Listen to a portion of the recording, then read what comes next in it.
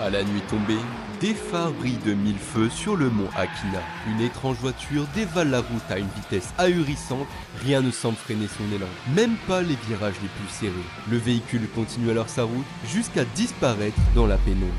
Cette nuit-là, la légende d'un pilote de génie à bord d'une Toyota AE86 est née et ne tardera pas à attirer l'attention de pilotes de renom. Bienvenue à toutes et à tous, installez-vous bien et accrochez vos ceintures, car on part découvrir l'anime culte des passionnés d'automobile, Initial D. Notre histoire débute dans un lycée, où Itsuki, passionné d'automobile, partage à son ami Takumi la rumeur qu'il y aurait une ancienne Toyota AE86 qui aurait complètement surclassé une Mazda RX-7 qui est une pure sportive. Mais Takumi ne semble pas bien emballé par l'histoire, ne connaissant pas grand chose en voiture, bien qu'il travaille dans une station-service. Itsuki, lui, inspiré par cette histoire, compte donc s'acheter une 86, bien qu'il soit encore loin de pouvoir se le permettre. C'est à ce moment que débarque Natsuki, qui, surprenant leur conversation, invite Takumi à aller se balader en voiture une fois que les examens seront terminés. Notre héros est alors surpris, car Natsuki n'était pas venu lui parler depuis un an, car il avait tout simplement cassé la gueule de son mec. Seulement Takumi ne souhaite pas parler davantage de cette histoire avec son ami. Après les cours, les deux amis se retrouvent à la station-service en tant que pompistes qui est leur travail à temps partiel. Là-bas, ils peuvent parler automobile avec leur collègue Iketani qui arpente le soir le mont Akina à bord de sa Nissan Silvia. D'ailleurs, il aime tellement ça qu'il a créé une équipe nommée les Akina Speedstars qui sont les plus rapides du coin sur ce parcours. Une Mazda RX-7 jaune arrive alors pour faire le plein. C'est celle de Keisuke qui est membre des Red Suns, un groupe de pilotes d'Akagi qui intéresse même les professionnels. Mais Keisuke n'est pas venu que pour ça. Il cherche le pilote de la Trueno qu'il a dépassé hier soir. Seulement, Iketani n'a aucune idée de qui il peut s'agir. À la fin de leur service, Iketani propose aux deux amis de venir avec lui ce week-end pour rouler avec les Akina Speedstars, chose que Itsuki s'empresse d'accepter. Le lendemain, les Speedstars viennent voir Iketani pour se plaindre de Keisuke qui arpente le mont en les dépassant tous les soirs. Iketani dit alors que Keisuke ne cherche pas à les humilier, mais juste trouver le conducteur de la Trueno. Le patron de la station-service, surprenant la conversation, dit alors que le conducteur est probablement le vieux vendeur de tofu. En effet, celui-ci amène ses produits à l'hôtel de l'autre côté du mont Akina tous les soirs. Le trajet n'a donc plus aucun secret pour lui, d'autant plus que c'était lui le plus rapide des pilotes du coin dans sa jeunesse. Et vous vous en doutez peut-être, mais ce pilote n'est autre que le père de Takumi. Cependant, le soir où Keisuke s'est fait dépasser, ce n'était pas lui qui conduisait, mais Takumi qui faisait la livraison. Chaque soir, Takumi doit livrer le tofu à l'hôtel. Et pour ne pas qu'il soit abîmé, notre héros doit faire attention à ne pas renverser le gobelet rempli d'eau dans la voiture. Sans le savoir depuis qu'il conduit, Takumi est entraîné au pilotage par son père.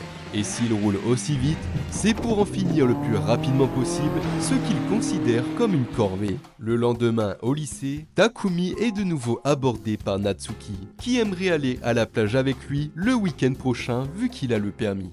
Et non, vous ne rêvez pas, Takumi vient bel et bien de décrocher un date. Au soir, Takumi et Itsuki viennent comme prévu voir les Akina Speedstars avec Iketani. Mais ironiquement, notre héros est super effrayé dans les virages quand ce n'est pas lui qui conduit. Seulement, une fois arrivé au point de rendez-vous, le groupe va avoir une surprise. Les Red Suns sont là et Keisuke est venu avec son grand frère Yosuke qui est lui aussi un pilote de talent. S'ils sont là, c'est pour faire un repérage des lieux afin de faire une battle contre les Speedstars le week-end prochain. Bien évidemment, Iketani et son groupe acceptent le défi et comptent montrer tout de suite aux Red Suns pendant les repérages que ce sont eux les plus rapides sur ce circuit. Vu que ce repérage se transforme en course, Takumi et Itsuki sont donc laissés en plan en attendant le retour d'Iketani. Sur la route, les Akina Speedstars ne sont alors pas de taille contre les Red Suns et Iketani, voulant absolument gagner, prend des risques inconsidérés. Et ce qui devait arriver arriva.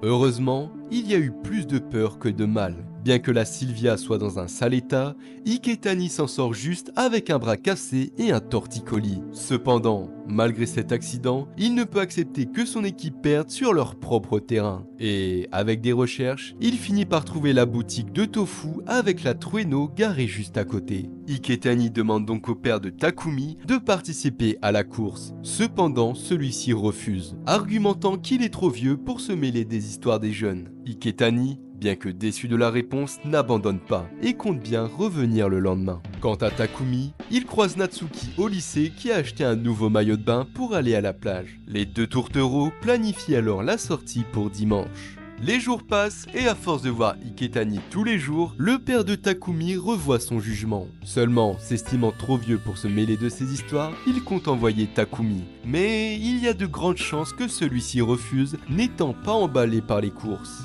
Mais le soir venu, quand Takumi demande la voiture pour dimanche, son père refuse car il a une réunion. En voyant l'agacement de son fils, il comprend rapidement qu'il y a une fille derrière cette histoire. Il compte donc mettre ça à profit pour faire participer Takumi à la battle de samedi. Il veut donc bien lui donner la voiture à condition qu'il remporte la course contre les Red Suns. N'ayant pas vraiment le choix, Takumi accepte alors et son père fait part à Iketani que la Trueno sera présente le soir de la course. Le jour fatidique est arrivé et bon nombre de spectateurs sont venus voir les Red Suns à l'œuvre. Une vraie parade de drift a alors lieu sur le mont Akina en attendant l'heure de la course. Keisuke et Ryosuke montrent alors leur niveau au public avec leurs deux RX-7. Du côté de Takumi, son père lui laisse la voiture, mais cette fois sans gobelet d'eau car il ne transporte pas de tofu. À l'heure du départ de la course, la Trueno n'est toujours pas là et un autre coureur compte prendre sa place. Du moins jusqu'à ce que Takumi arrive de justesse sur la ligne d'arrivée. Et c'est à ce moment que tout le monde découvre quel pilote se cache derrière la 86.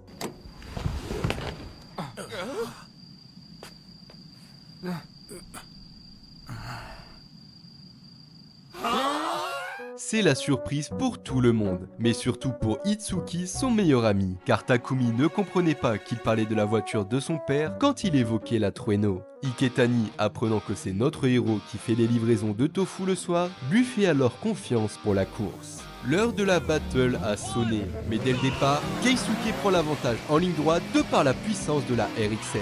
Seulement dans les virages, Takumi parvient à réduire l'écart et se retrouve proche de Keisuke. C'est donc dans la série d'épingles menant à la fin de la course que Takumi dévoile tout son talent.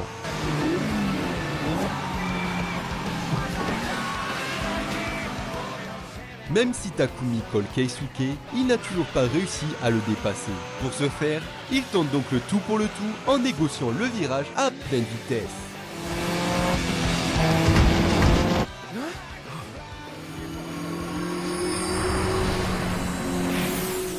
Sur cette dernière action, Takumi remporte la course en ayant 7 secondes d'avance sur Keisuke. Ayant réussi cet exploit avec une voiture bien moins puissante, Takumi vient d'attiser la curiosité de Ryosuke. Après la course, Keisuke reconnaît sa défaite et demande à Takumi de rester invaincu jusqu'à ce qu'il puisse prendre sa revanche. Cependant, si vous vous souvenez bien, notre héros ne conduit pas par plaisir, mais pour aider son père. Et s'il a fait cette course, c'est uniquement pour pouvoir aller à la plage avec Natsuki. Seulement, Keisuke ne le croit pas, car pour avoir un tel niveau technique, il faut vraiment aimer l'automobile.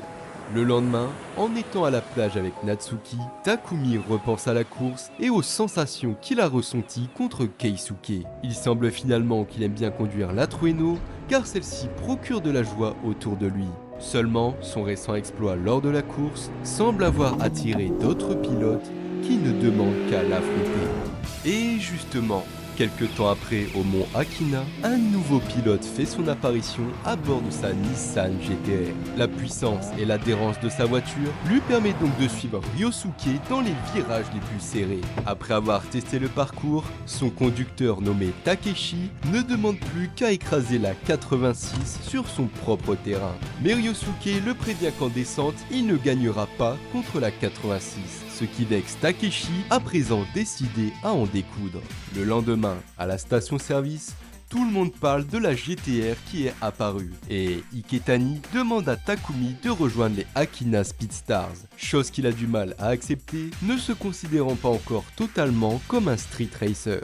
Plus tard dans la journée, Itsuki se retrouve seul au service, et c'est à ce moment que Takeshi arrive avec sa GTR pour demander des informations sur la 86, en prenant Itsuki pour un membre des Speedstars. Flatté dans son ego, Itsuki se montre alors d'être le meilleur ami du pilote de la 86. Takeshi lui demande donc de faire passer le message pour une battle samedi prochain. À peine Itsuki réalise ce qui vient de se passer que Takeshi est déjà parti.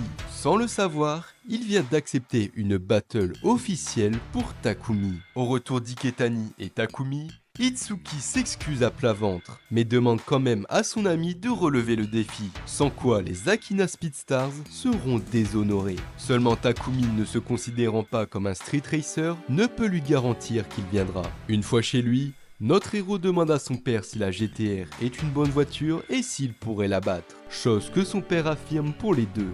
Le soir, au mont Akina, de plus en plus de street racers se rejoignent, dont les Red Suns avec leur RX-7 et Takeshi avec sa GTR. Pendant la nuit, ils testent le parcours en attendant le jour de la fameuse course. Mais dans l'ombre, le pilote d'une Honda Civic rouge compte bien se faire un nom auprès des street racers, quel qu'en soit le prix. Le jour fatidique, Itsuki, en parlant à Iketani, pense que Takumi n'acceptera pas cette course connaissant son caractère depuis longtemps. Il compte donc aller s'excuser auprès de Takeshi et sa team nommée les Night Kids. Cependant, le patron de la station-service ayant eu vent de ce duel, convoque Takumi pour lui parler et le dissuader de faire cette course en insistant sur les qualités de la GTR et la puissance qui la sépare de la 86. Mais s'il fait cela, c'est pour piquer l'ego de Takumi comme il faisait avec son père autrefois. Notre héros tombe donc dans le panneau et compte bien voir lui-même ce que vaut cette GTR. Mais quand il rentre chez lui, Takumi découvre que la 86 n'est plus là et que son père est parti avec. Il ne pourra donc pas participer à cette battle. Seul dans son lit, à quelques dizaines de minutes de l'heure du rendez-vous, Takumi se rend compte qu'il veut vraiment faire cette course et qu'au fond de lui, il est bel et bien un street racer. C'est alors qu'il reconnaît un bruit familier, celle de la 86. Son père est rentré. Takumi demande alors la voiture et fonce au mont Akina à toute vitesse. Là-bas, Itsuki se liquéfie juste à l'idée de devoir annuler la rencontre. Du moins, jusqu'à ce que Takumi débarque au dernier moment. L'heure de la battle a sonné. Et dès le top départ, la GTR prend les devants mais n'accélère pas plus que ça pour montrer sa supériorité dans les virages. Takumi le suit donc de près sans pouvoir prendre l'avantage pour le moment. La course est observée de près par Yosuke et Keisuke qui veulent voir de plus près le talent de Takumi à l'œuvre. Avec sa 86, Takumi parvient à maintenir la distance contre la GTR en la rattrapant dans les virages. Seulement notre héros sent quelque chose de bizarre avec sa voiture. Et ce n'est pas anodin. Si son père a pris la 86 cet après-midi, c'est pour faire une légère modification, sachant qu'il allait affronter une GTR. Maintenant, la 86 s'ouvre un peu plus, ce qui permet de mieux glisser dans les virages et donc d'accélérer plus longtemps. De plus, le père de Takumi connaît très bien la faiblesse de la GTR, qui est qu'elle a tendance à s'ouvirer dans les pentes raides de par son poids. C'est donc vers l'étape finale que Takumi se rend compte qu'il peut encore plus pousser sa 86 et que la succession de virages est à son avantage. Takumi est à deux doigts de pouvoir dépasser la GTR. C'est alors qu'il feinte Takeshi et le double par l'intérieur. Ne voulant absolument pas perdre, Takeshi pousse encore plus sa voiture dans la reprise de virage et le défaut de la GTR surgit donc à ce moment-là.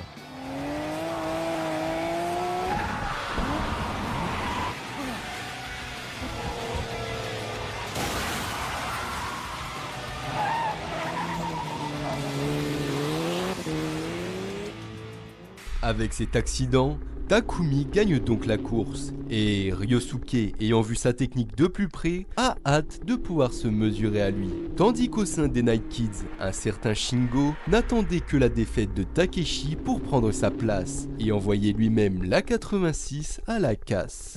Plusieurs jours après la course, Iketani a enfin récupéré sa Silvia et propose une balade sur le mont Akina. Mais lors de son passage, des phares s'allument et un groupe de voitures le suivent à pleine vitesse, percutant son pare-choc jusqu'à ce qu'il dérape et s'arrête. L'instigateur de ce coup n'est autre que Shingo, remettant la cause de cet accident à la lenteur d'Iketani. Énervé qu'on s'en prenne ainsi à son ami, Takumi lui demande de s'excuser, mais Shingo ne le fera que s'il perd dans une course sous ces conditions. Takumi n'hésite alors pas une seule seconde et monte à bord de la 86. Sauf que Shingo avait prévu ce coup. La condition de la course est d'avoir une main scotchée sur le volant, ce qui limite énormément l'amplitude pour redresser dans les virages. Shingo, avec ses règles, est alors certain de battre Takumi.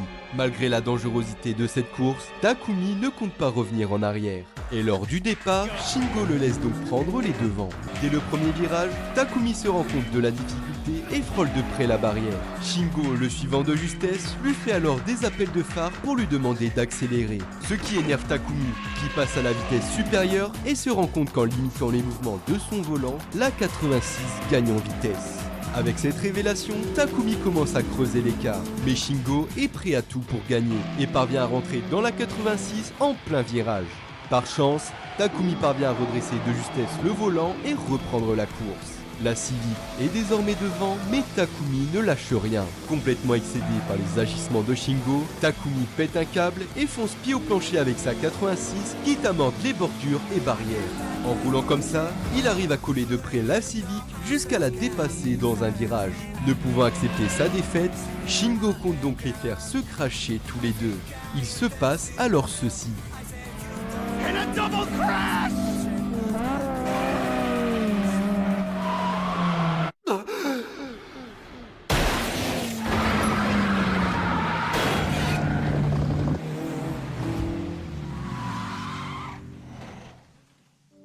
Shingo a percuté la barrière. Ayant la main scotchée au volant, il s'est donc cassé le poignet. Par chance, les Akina Speedstars qui suivaient la course de loin lui proposent leur aide pour l'emmener aux urgences. Voyant leur bienveillance, Shingo se sent alors comme un abruti et reconnaît que Takumi est un véritable génie du volant.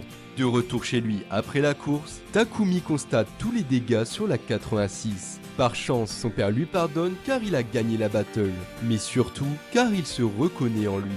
Une chose est sûre, toutes ces courses ont éveillé l'esprit compétitif de Takumi qui ressemble de plus en plus à un street racer. Et cela tombe bien, car le lendemain, il reçoit un bouquet de fleurs avec un mot à l'intérieur. Ce mot n'est autre qu'un défi qui lui est adressé par Ryosuke, qui compte bien le battre dans une course au mont Akina. La fin de l'été approche pour nos héros, et après plusieurs mois d'économie, Itsuki a enfin pu réaliser son rêve, celui de s'acheter sa propre voiture. Influencé par les courses de Takumi, il a donc pris lui aussi une 86.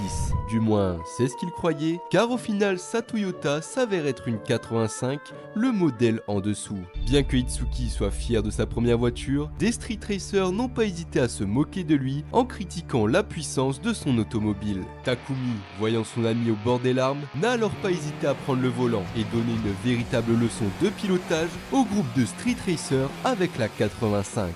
Après cette course et bon nombre de frayeurs, Itsuki réalise que la performance d'une voiture ne fait pas tout et qu'il pourra lui aussi rouler comme Takumi avec de l'entraînement. Malgré les moqueries, il compte quand même prendre soin de sa voiture et se donner à fond. Takumi est alors envieux de son ami, car la 86 appartient à son père, et tant qu'il n'aura pas sa propre voiture, il ne pourra pas vraiment être un street racer. Quoi qu'il en soit, le lendemain Takumi profite de son jour de repos pour sortir avec Natsuki. Là-bas, il lui dévoile qu'il a désormais un rêve, celui d'avoir sa propre voiture. Malheureusement, cela risque de lui prendre du temps en n'ayant qu'un job à temps partiel.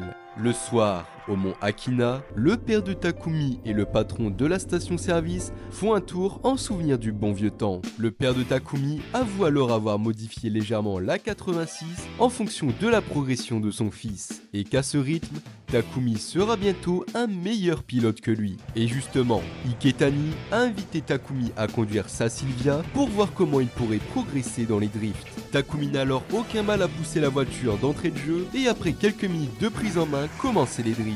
Le père de Takumi, entendant des bruits de drift au loin, décide lui aussi de se faire plaisir en poussant la 86. Et vous allez le voir, il fait preuve d'un calme olympien.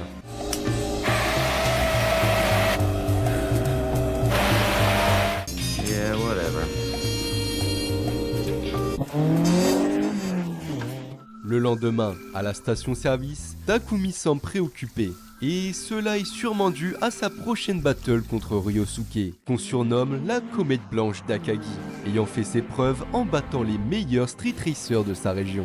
Par ailleurs, on apprend de Keisuke que son frère a décliné une offre de recrutement d'une équipe de pilotes professionnels. Et la raison à cela est que Ryosuke n'a d'yeux que pour les courses de rue, et ne pense qu'à une chose, battre la 86. Pour ce faire, il a même réduit la puissance de sa voiture pour avoir plus de stabilité dans les virages, mais surtout pour être à égalité en ligne droite contre la 86 et la battre uniquement sur les drifts. À 2 jours de la course, Takumi sort une nouvelle fois avec Natsuki, mais il est trop absorbé par son prochain affrontement. Natsuki, en creusant un peu, sait très bien que même si Takumi est calme de nature, il a un grand esprit compétitif.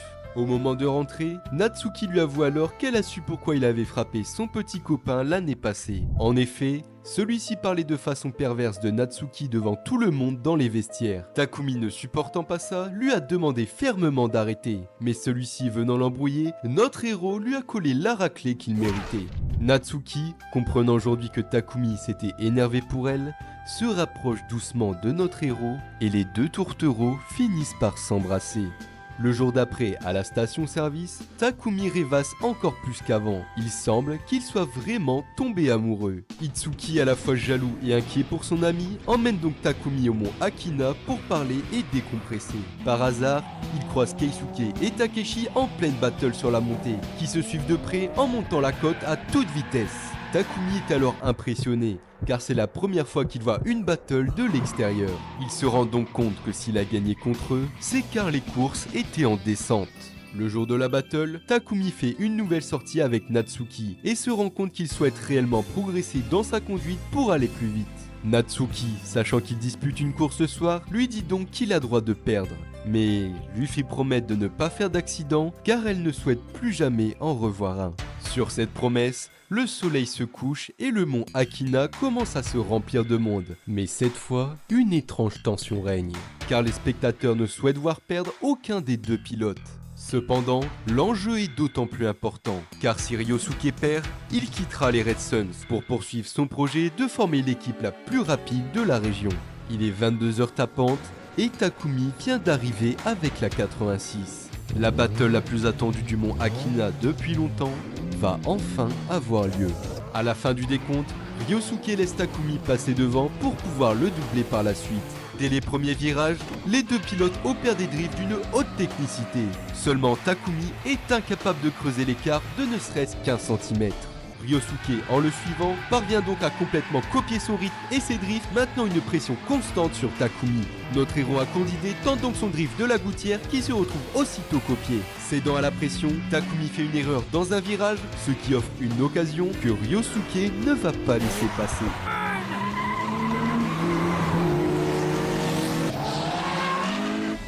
Ayant pris les devants, la RX-7 a de grandes chances de remporter la course. Seulement Takumi, ayant repris ses esprits, est légèrement plus rapide dans les virages. À cette intensité, les pneus des deux pilotes s'usent à une vitesse folle. Tout se joue donc sur le dernier virage avant la ligne finale. Takumi compte bien dépasser Ryosuke, et lors de la dernière étape, il réalise l'impossible.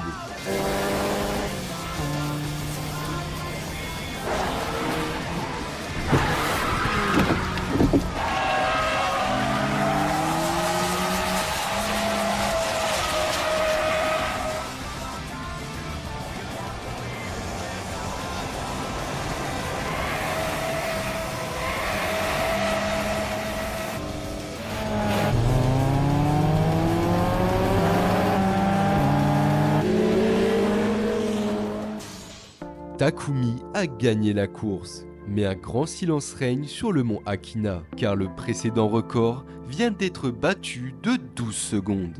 Après leur affrontement, Ryosuke admet sa défaite, car il a moins bien géré l'usage de ses pneus, chose qui fait partie de la course. La comète blanche d'Akina dit alors à Takumi de ne pas se contenter de cette petite victoire, et de viser à présent un monde plus vaste. Le lendemain, Takumi repense aux paroles de Ryosuke, et bien qu'il ait fait ses débuts à Akina, il est temps pour lui d'explorer de nouveaux sommets. La quête de perfection de notre héros ne fait alors que commencer.